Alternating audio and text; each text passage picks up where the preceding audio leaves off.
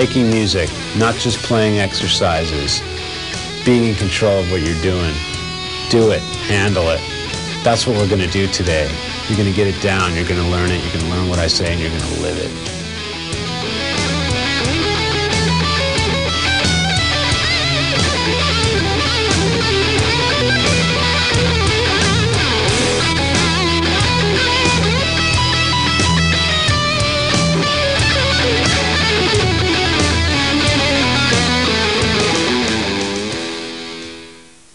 Before we can start, we've got to make sure we're in tune, so I'm going to give you an A chord.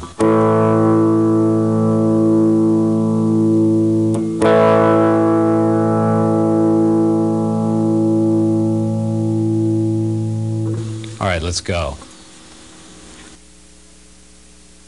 One thing I think you should all be able to do is hear a chord progression in your head without it being there and solo over it, and following the chords really strictly in your head is going to develop your mental ability to hear chords even if they're not there, and you really have to develop that so you can play in an ensemble or band situation, because the whole idea is to make your melodies work, you have to really care about what goes on under them, those being the chords or chord progressions that you're using. So what I want to do is first I'm going to start with just holding an E note down, and I'm going to solo over it, and then you're going to hear the progression through my soloing. You're going to hear the chord progression.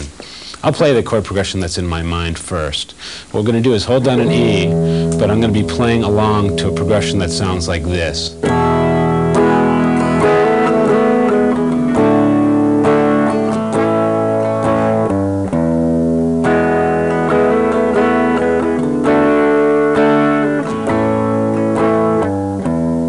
I'm going to make it really obvious what chords I'm playing over by the soloing. So like you can almost hear the progression through the melodies that I'm playing. I'm going to make it really obvious to you what's going on here. Okay, so check it out.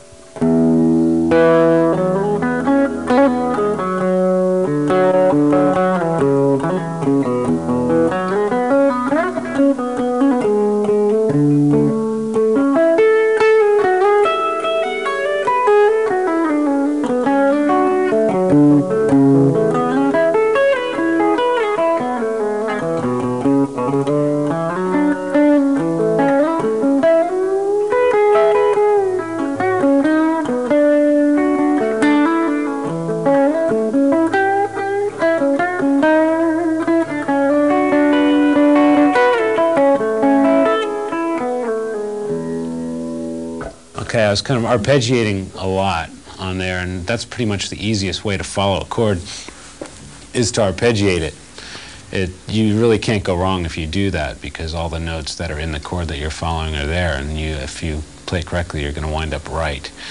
So now I'm going to try that same thing with the chords behind it, and you'll hear that it's basically the same kind of soloing going on. So the rhythm is like this.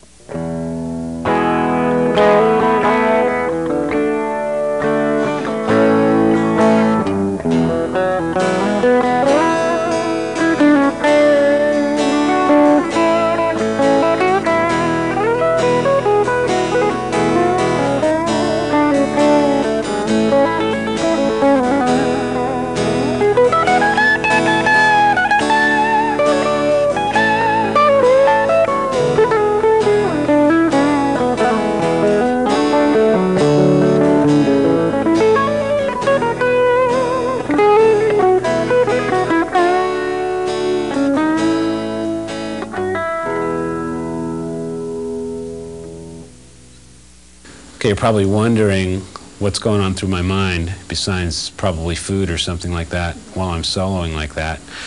And you have to consciously think of the chords really hard that are happening under your soloing.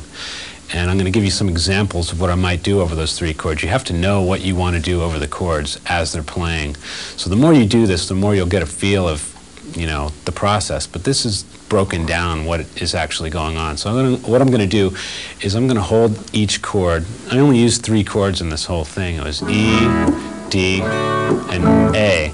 And since it's such a simple progression, I really want to make the differences of each chord stand out more, because they're so basic and they're so commonly heard together the more I can emphasize the fact that it's a chord change in my soloing, the better it is, and the more unique and different it's going to sound. So let's see all the things that we can do over each chord. So what I might do to start out with is like arpeggiate something like an E major arpeggio, and that gives me a lot of room to figure out what to do.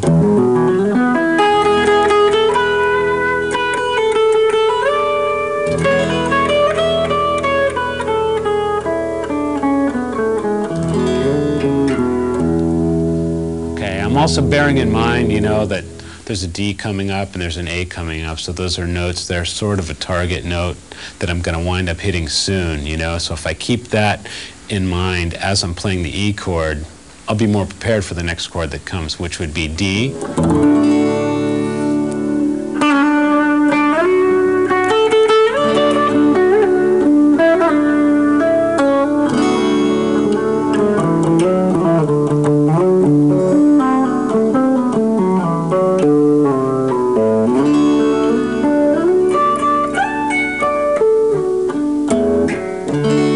You can always be safe with an arpeggio of a chord, you know.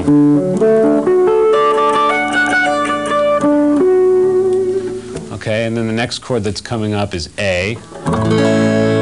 So I did a lot of stuff around this position here.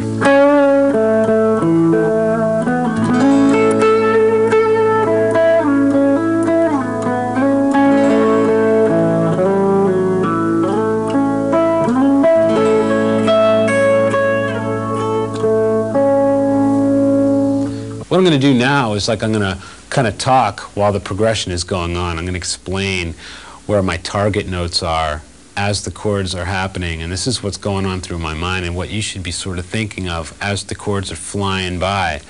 So what I'm going to do is have the progression go by. I'll show you what's going on in my head. We'll do it really slow this time so we can get an idea of what's happening.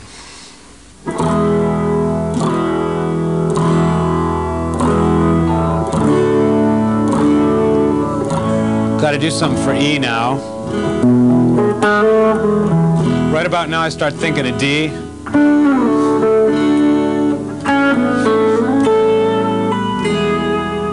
Give me a little break. The more I sustain, the more time I have to think about the next chord.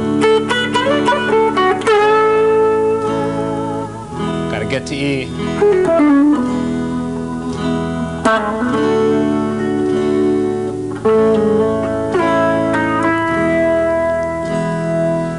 A tip is the longer you sustain on the notes, that's going to give you your time to breathe and your time to follow the next chord and not to give away the fact that you don't know what you're doing, okay?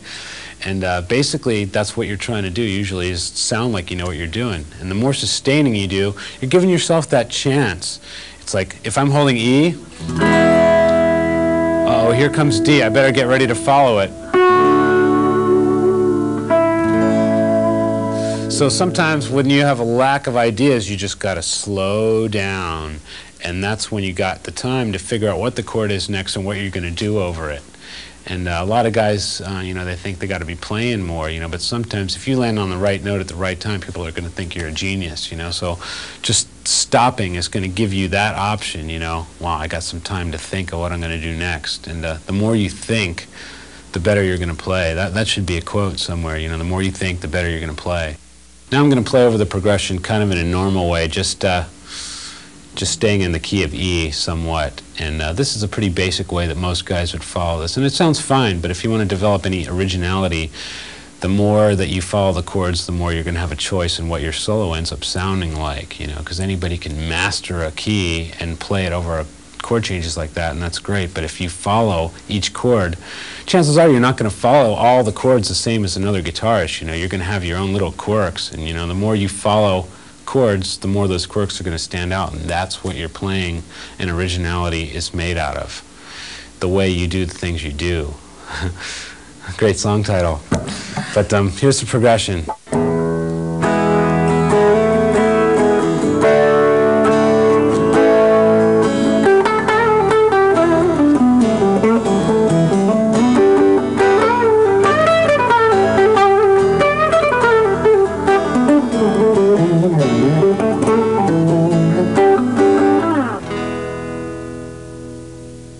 Here's what I would do in the same situation.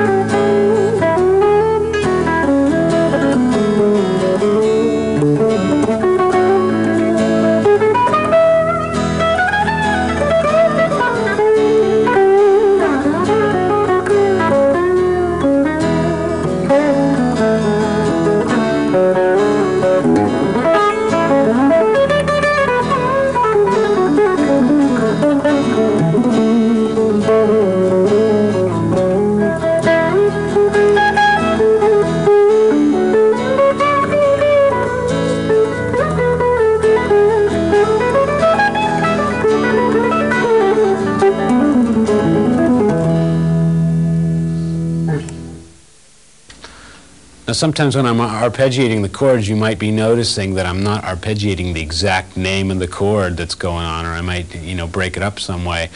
A relative chord is sometimes nicer part of it, like say for the key of E, a relative chord would be D flat minor, so if the E is playing, I could play a D flat minor sort of chord,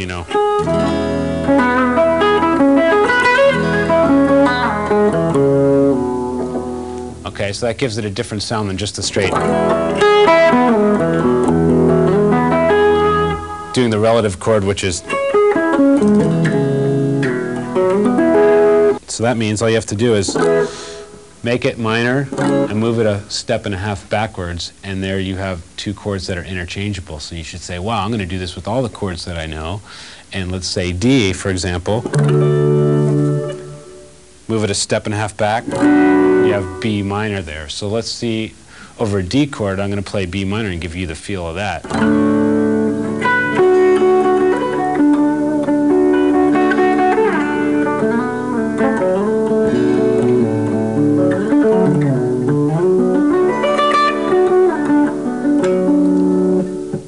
Kind of gives a real pleasant sound to it. It's a little bit different, and if you break into it for just a second out of something normal, it's going to really stand up and give you some attention.